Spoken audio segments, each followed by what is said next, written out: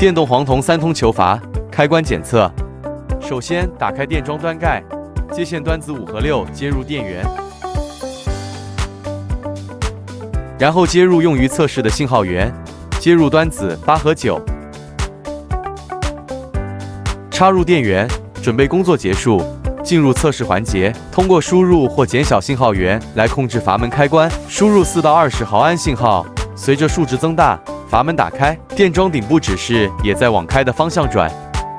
当信号输入到20毫安时，阀门达到全开位置。